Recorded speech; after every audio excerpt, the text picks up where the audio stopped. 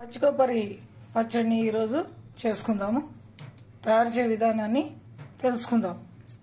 Welcome to Shri Harinarayana home food.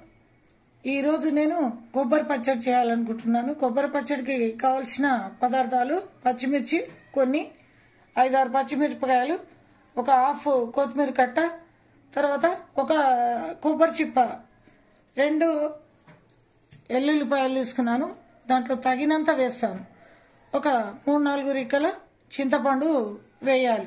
అవి నానబెట్టిని వేస్తాను నేను.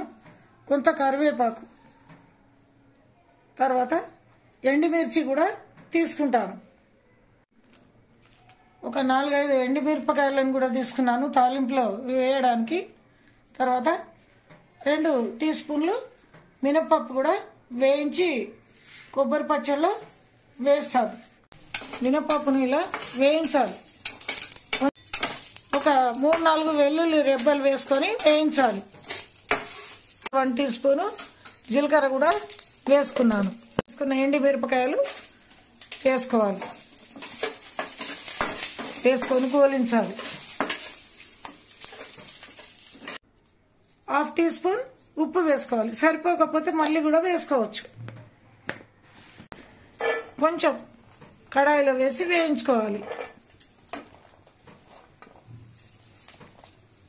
చింతపండుని ఇలా వేడి నీళ్ళలో నానబెట్టుకోవాలి. మనం తగినంత వేసుకోవాలి.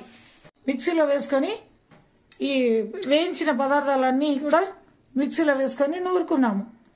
ఇప్పుడు కొబ్బరి నూరుకోవాలి. ఇప్పుడు నేను పచ్చి కొబ్బరి వేయించాను కదా, అవి నూరుకుంటాను.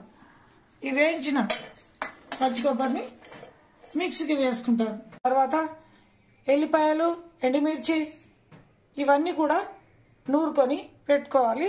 అన్నిటిని మిక్స్ చేసుకున్న తర్వాత మళ్ళీ ఒకసారి నేను తాలింపు వేస్తాను కొబ్బరి పచ్చళ్ళు. ఈ విధంగా మిక్సీకి వేసుకుంటున్నాను కొత్తిమీర ఇవన్నిటితో. కడాయిలో ఆయిల్ పోసుకొని కొంచెం జీలకర్ర వేసుకున్నాను. ఆవాలు వేసుకుంటున్నాను. ఎండుమిరపకాయలు తాలింపులో వేసుకోవాలి.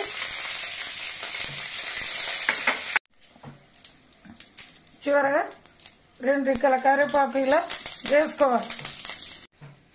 కొబ్బరి పచ్చడిని సర్వింగ్ బౌల్లో సర్వ్ చేసుకున్నాను.